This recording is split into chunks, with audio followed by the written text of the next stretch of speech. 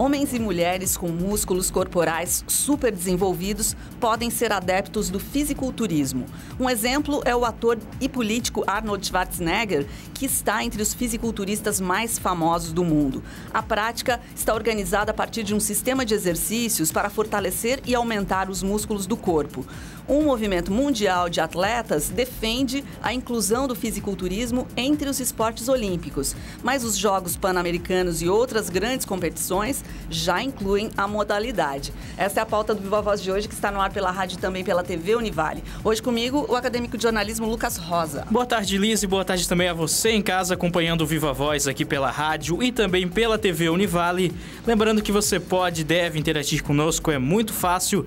Tem o nosso e-mail, vivavoz949@gmail.com. Tem também o Facebook, facebook.com/vivavozunivale, e o Twitter e o Instagram, ambos @vivavozunivale. Bom, nossa conversa hoje é com o fisiculturista Tiago Freitas, que é o presidente da Federação Catarinense de Fisiculturismo. Obrigada pela participação, Tiago. Obrigado. Bom, Tiago, vamos entender um pouco mais sobre o que é o fisiculturismo. O que a gente pode caracterizar como essa prática, o fisiculturismo? Bom, o fisiculturismo, na verdade, é o culto ao corpo, né? Então, tem muitas pessoas que treinam e pensam ao máximo esculpir o corpo, tirando gordura, criando mais massa muscular, e automaticamente vai chegar um ponto que ele vai poder participar de algum campeonato de fisiculturismo. Na verdade, a maioria das pessoas, 80% das pessoas que treinam por fisiculturismo, buscam a parte estética, mas também a saúde. Porque o fisiculturismo tem vários mitos, várias coisas dentro do fisiculturismo, né, que é comentado, que é falado na mídia, mas eu estou aqui para desmistificar, explicar alguma coisa, explicar como é a modalidade, como é que faz, como é que não faz, como é que o atleta pode começar a competir, quem pode começar, quem não pode, quem tem que esperar, mais ou menos por aí. Muito bem, Tiago, então para começar nesse ponto, eu queria saber o seu interesse, como surgiu o seu interesse pelo fisiculturismo? Bom, eu sou proprietário de uma academia em Balneário Camboriú, Academia Master, e eu tenho a minha academia desde 2000, do ano 2001, 2001 eu abri minha academia lá. E aí eu treinava antes disso, né? Aí um pessoal do Rio Grande do Sul, outros amigos meus, olharam o meu físico, porque o fisiculturismo é muito genético, né? Então eles me olharam e falaram, cara, tu tem um shape, um físico proporcional, coxa, panturrilha, braço, você é simétrico, por que você não começa a competir? Aí, será? E nisso eu comecei a me interessar, né? E treinando, eu vivia dentro da academia desde 2001. E eu comecei a treinar e pensar em competir. Aí, em 2013, eu comecei a competir. E daí, de 2013 a 2012, eu competi direto. Bacana. Agora, Tiago, a gente andou pesquisando e descobrimos que existem padrões, diferentes padrões no fisiculturismo. Explica melhor o que é essa divisão. Bom, antigamente existia só o fisiculturismo dos caras muito fortes e das mulheres muito fortes também. Então, não era muito bem aceito pela sociedade, porque era, entre aspas, meio bizarro, né? Então, fugia muito dos padrões convencionais. E, visto isso, o esporte começou a abrir janela para outras modalidades. Hoje em dia, a gente tem a categoria wellness quer dizer bem-estar, é uma menina com o corpo mais torneado, com um pouquinho mais de bumbum, um pouquinho mais de coxa. Tem a categoria biquíni, que é a menina que é magrinha e treina, que é bem definidinha. Aí já tem a categoria fisiculturismo clássico, que é um cara não tão forte, tem que ter um peso vezes a altura dele. A categoria Men's Physique, que é o surfista de praia, que compete de bermuda. Então, tem mais de 20 categorias no fisiculturismo. Mas o que importa é bem essa escultura mesmo, como você disse. Isso mesmo. Né? O corpo bem definido, bem definido. Em todas as categorias não pode ter gordura. Claro. Legal, Tiago. E para a gente entender como é que funcionam os campeonatos, como que eles são organizados? Bom, eu vou ter que dar uma resumidinha para vocês. Vontade. Como é o fisiculturismo no Brasil. Existe no Brasil umas 3 ou 4 entidades que têm atletas de fisiculturismo. Só que a única entidade profissional que profissionaliza o atleta, que está levando o fisiculturismo tornando um esporte olímpico, é a IFBB, Internacional Physique Bodybuilding. Então, a IFBB é uma entidade dessas 4 a mais importante. Então, dentro da IFBB, essa entidade tem as regras dela. E aí, cada outra entidade tem as outras regras, né? Não, legal. Então, vamos falar dessas regras. Isso, pode ser. Bom, dentro da IFBB, você, por exemplo, você tem que ter uma harmonia muscular. O homem do bodybuilding, o cara mais forte, tem que estar um pouco mais definido que os outros. A harmonia muscular de coxa e panturrilha tem que ser igual. Por exemplo, vou dar um exemplo assim. O cara que tem um braço de 50 centímetros tem que ter uma panturrilha proporcional ao braço. Então, é mais ou menos nesse padrão. E aí, existe curso de arbitragem, tem árbitros qualificados para julgar, né? Bem metódico isso. Nesse momento, existe alguma coisa que pode desclassificar um competidor? Existe, porque o que acontece? Tem atletas que entram no palco com alguma aplicação local, com algum produto que não é anatomicamente bonito, né? Até nem que pode até ser bonito, mas não pode. Você não pode ter aplicações locais, você não pode ter aquela ginecomastia, você tem que estar saudável, você não pode passar mal no palco. Então, assim, são coisas que desclassificam o atleta. Bacana. Queria que você falasse um pouco do papel da Federação Catarinense de Fisiculturismo. Quais são as principais atividades? Bacana. A Federação Catarinense, ela até 2003, 2004, ela era ativa, depois ela foi abandonada por falta de recursos e eu assumi em 2012. A partir do momento que eu assumi em 2012, a gente realiza o Campeonato Estreantes, o Campeonato Catarinense, aí vem a Copa Oeste e o mais importante, que é o nosso Campeonato Sul-Brasileiro, que ele é aberto nacional, que acontece agora, dia 3 de dezembro. Então, todos esses campeonatos é organizado pela Federação Catarinense de Fisiculturismo. Legal. E hoje em dia, na federação, tem quantas pessoas cadastradas? Olha, nós devemos ter mais de 1.000 atletas filiados de 2012 para cá. A gente deu uma olhada lá no site da federação e vimos que existe um código de ética, né? Isso Você pode mesmo. falar um pouquinho disso? Posso, sim. O código de ética, na verdade, é assim, tanto para o atleta quanto para a entidade, né? Então, por exemplo, o atleta vai lá, ficou em segundo lugar, ficou em terceiro, ficou em quarto, não ganhou. Geralmente quem não ganha é que reclama, né? Quem ganha não vai reclamar. E aí começa a ofender a entidade, falar da arbitragem que foi roubada. Então tudo isso aí tá dentro do código de ética para você poder punir o atleta, né? Para ele não poder mais competir e para pra gente seguir uma linha bacana dentro do esporte, né? E como é que é o preparo de um atleta de fisiculturismo? Como é que é o cotidiano? Olha, eu vou te falar que é difícil.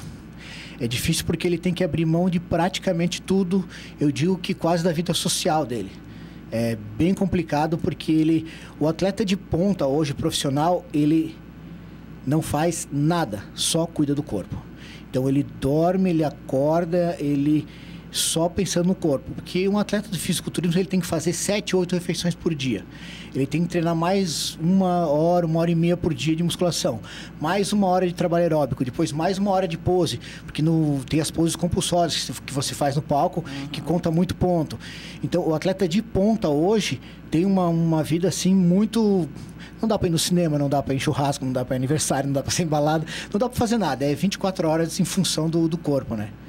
E hoje você atua de que maneira? Você tem contato prepara atletas? Então, logo que antes de eu assumir a presidência da federação, eu preparava muitos atletas, 20, 30 atletas por campeonato, né? Só que depois que eu assumi a federação, ficou ruim. O presidente preparar o atleta, daí o presidente ganha, fica chato, né? Então já abre brecha para dizer, ganhou, porque... E aí eu parei de preparar atletas, né? Agora eu só administro a federação e as minhas 2 academias que eu tenho. Legal. E corro atrás para organizar os campeonatos da melhor forma, né? Claro. A gente falou que também a questão do fisiculturismo envolve saúde e bem-estar. Nisso eu pergunto, é necessário ter um acompanhamento médico para fazer esse preparo com o corpo? Sim, é necessário mesmo porque o fisiculturismo ele é um esporte saudável, porém tem atletas que levam o corpo muito ao extremo para chegar naquele grau de gordura zero no corpo. E aí é muito importante você ter um médico por trás para ver a tua taxa de colesterol bom, colesterol ruim.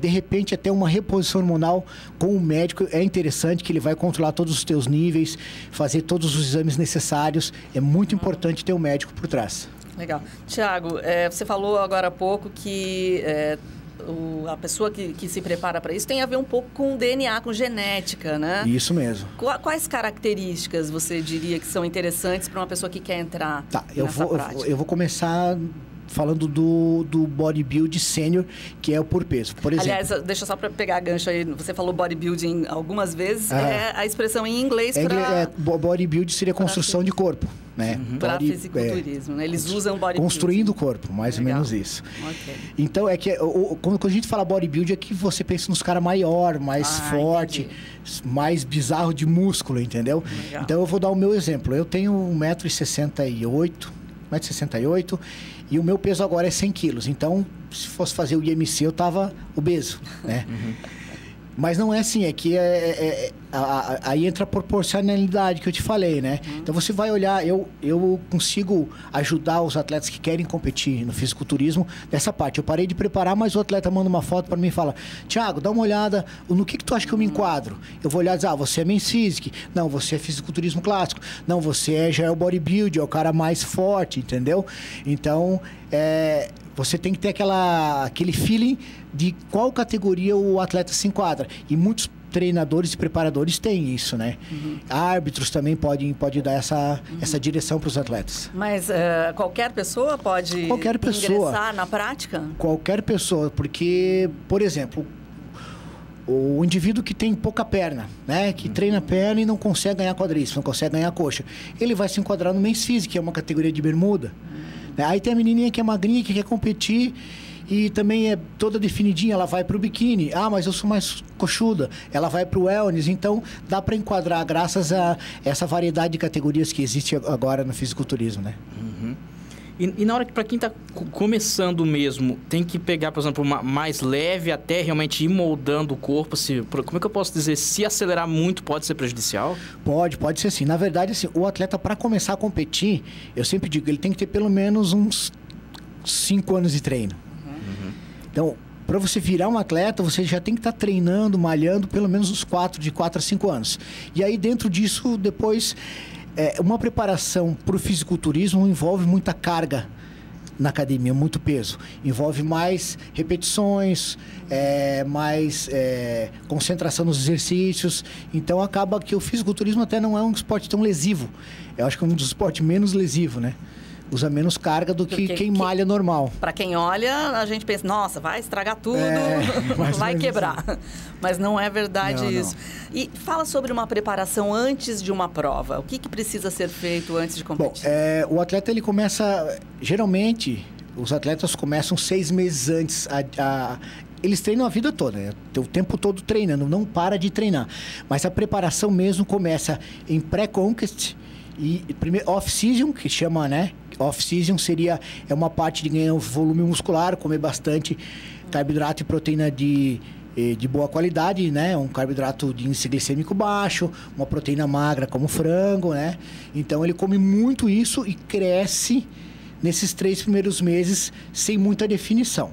Aí, o pré-conquest, que é 3 meses antes da preparação, aí essa hora é a hora de reduzir as calorias, diminuir a comida, fazer mais cardio, mais trabalho aeróbico, e aí a dieta aperta. Aí começa a passar fome e fica nervoso. Tá brincando que passa fome. Passa fome. Na verdade, assim, além de... O problema, eu acho que não é nem o passar fome, é você sentir vontade de comer coisa que você... Você vê alguém comendo um arroz com ovo, você acha que quer comer aquilo, entendeu? Então, não pode, é muito restrito. Muito restrito. Muito. Eu sempre conto contar uma historinha de um colega meu.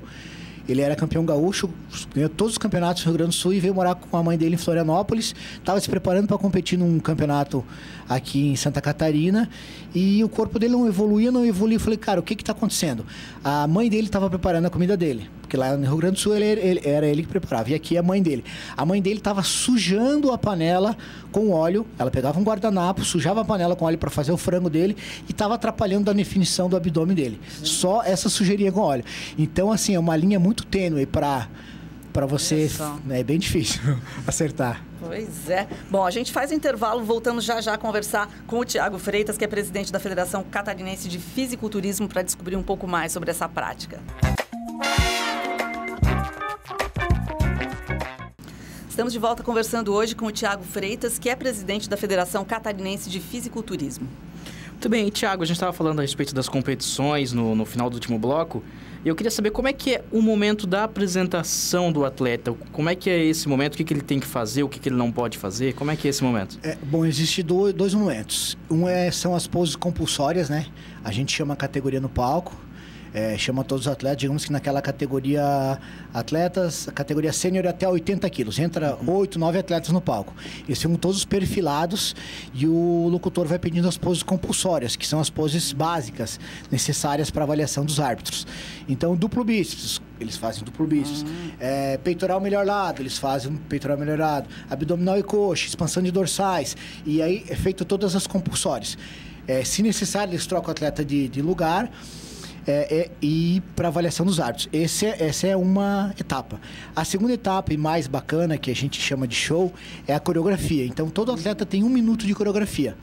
Aí, nessa coreografia, ele faz as poses que ele quer. Se ele quiser dançar, legal. Se ele quiser fazer as poses que mais valoriza ele faz uma coreografia. E existe várias coreografias bem interessantes, tanto que existe até premiação para coreografia, porque é bem interessante, tem umas bem legais mesmo, assim. Legal. Agora, Thiago, tem diferença nos critérios de avaliação para homens e mulheres? Tem. Até dentro da categoria dos homens tem. Por exemplo, a categoria Men's Physique, que é uma categoria que está em alta, essa do bermudão, né? O atleta ele tem que ser bonito de rosto, muito bonito de rosto e bonito de corpo. A imagem que ele tem que... a gente sempre fala nos cursos de arbitragem, né? O atleta que ganhar, você tem que... A revista tem que contratar ele tanto pelo corpo quanto pelo rosto, para ele estar na capa da revista. Então, na Men's Physique, assim, já no fisiculturismo, na categoria sênior, que é o dos bodybuild mesmo, não influencia a beleza facial. Já nas mulheres, influencia em todas as categorias a beleza. É interessante que cabelo, as mulheres já podem usar um adereço, uma pulseira, um brinco. Bacana. Uhum.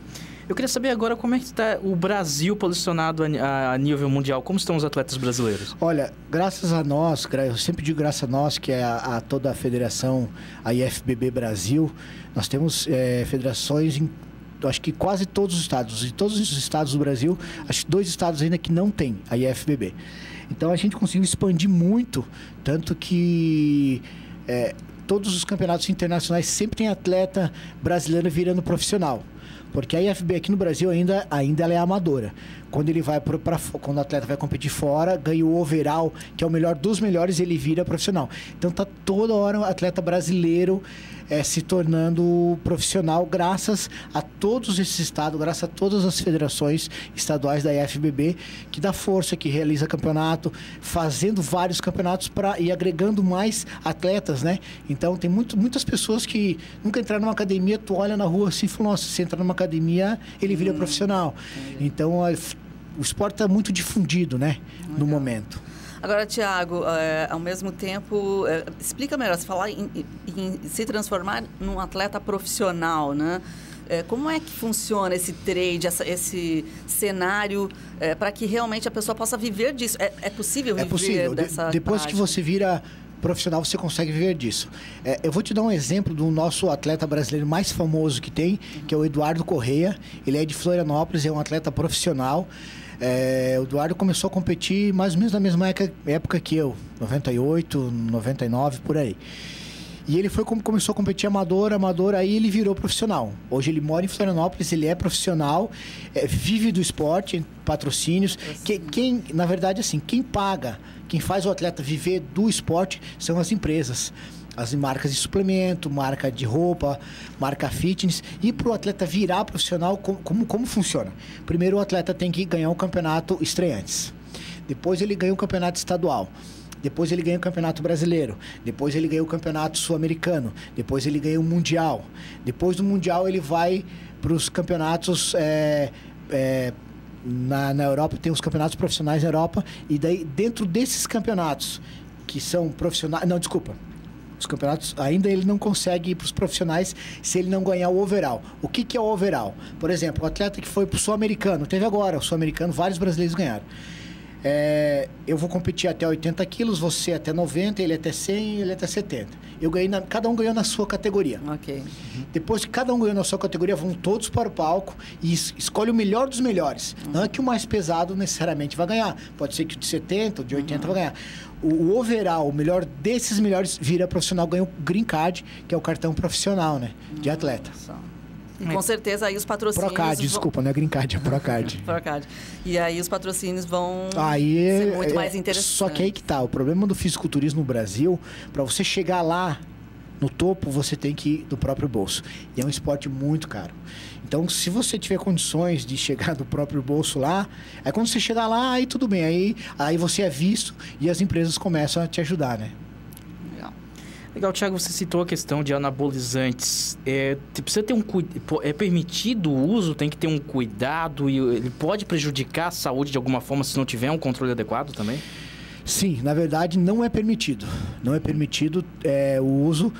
Aí entra a parte genética que eu estava falando no começo, né? Então tem muitos atletas que não são favorecidos geneticamente e acabam fazendo o uso e o abuso do hormônio. Então eu sempre digo assim, o uso da forma segura, com orientação médica, uma forma prescrita pelo médico, endogênea, tudo bem, até porque, né, ele é feito para ser usado através de prescrição médica, né? Mas você vê muitos atletas fazendo muita coisa errada, então realmente ele não é permitido e existe controle antidoping nos campeonatos brasileiros. Né? Geralmente nos estaduais ainda não está tendo, mas no campeonato brasileiro existe antidoping para ver se o atleta realmente está fazendo uso ou abuso do hormônio, né? Agora, Thiago, o que você já viu? Você falou que conhece na tua longa experiência aí, né, nessa área. O que você já viu de muito ruim que você não recomenda para ninguém? Porque assim, tem toda essa preparação de 6 meses, né? Só que na última semana que é a crucial. A última semana o atleta fica 2 dias sem água, às vezes. 4 dias sem sódio. Antes dele tirar água, ele toma 10 litros de água antes de cortar. Então, é todo um processo. A gente chama de guerra metabólica. A gente engana o corpo o máximo para ele queimar toda... Porque nós somos feitos por Deus para armazenar gordura, que é a nossa defesa para a sobrevivência, né? Então, o fisiculturismo tenta enganar. A gente sempre está tentando enganar isso para eliminar ao máximo a gordura. E o atleta, na última semana, ele tem uma água que fica embaixo da pele. Ele pode estar bem magro, sem nada de gordura, e fica aquela retenção embaixo da pele de todo o estresse, de todo o treino, de toda a falta de comida, sempre retém. E os atletas usam muito diurético para tirar essa água. E aí eu já vi atleta passar mal, já vi atleta ter câimbras, de parar no hospital, já vi atleta ter parada cardíaca, não pelo uso do hormônio, mas pelo uso do diurético. O coração é um músculo, pode, né? Então é bem delicado. É essas partes que é bem complicado, que a gente tenta explicar e direcionar, principalmente os mais jovens que estão começando, né? Aliás, é bem isso que eu ia te dizer. A internet vive cheia de receitas e dicas e a gente vê muitos jovens entrando e experimentando por conta própria. De qualquer jeito, perigoso, né, Thiago? Perigoso e, na verdade, assim, é bom até que a mídia faça essa... Como é que eu vou dizer? Às vezes a mídia é muito sensacionalista. Sim. Eu sempre digo assim, eles aproveitam aquilo. Mas, em parte, isso é bom justamente para assustar essa meninada, porque é tudo de qualquer jeito e é apavorante o que eles estão fazendo por aí. E é interessante que seja alertado e repreendido, né? Isso. Legal. Thiago, eu preciso perguntar, você ou até mesmo um amigo, algum conhecido, você já presenciou algum preconceito pelo estilo de vida? Nossa, desde quando eu comecei. Eu sempre cito um exemplo que eu estava em preparação em 2008 e eu sempre fazendo meus aeróbicos na praia, né? Não aguentava ficar na academia, saía correr na praia, andar na praia. E eu estava com o meu físico assim bem pertinho de competir como eu queria, né? E pensar, pô, será que eu tô bem? Será que não tá? Aí eu passei por uma senhora e uma menina mais nova. Tipo, acho que era mãe e filha na praia. Aí a menina olhou para a mãe e falou assim, nossa, que horrível. Ela falou, meu, que horrível. Aí, quando eu passei, eu vi aquilo, eu fiquei contente. Porque quer dizer que eu tô bem. Então, eu falei, poxa, tô então... bem fartão. Tô bem, é isso aí mesmo. Então, assim, desde isso até, bombado, não sei. Mas...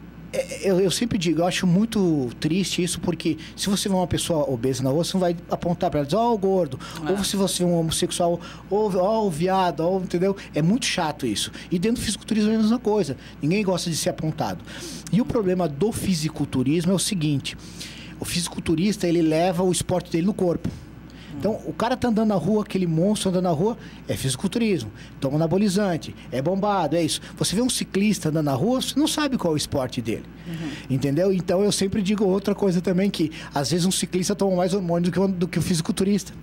Hoje em dia, foi pego doping em jogadores de xadrez. Gente. Os caras que jogam xadrez se entupir de testosterona para melhorar a concentração para jogar. Então, assim, o fisiculturismo em si é muito discriminado justamente porque a gente leva nosso esporte no corpo, né? E no fundo, o que se quer é um belo corpo, né? É um belo valorizar corpo construído a com muito treino, muita dieta.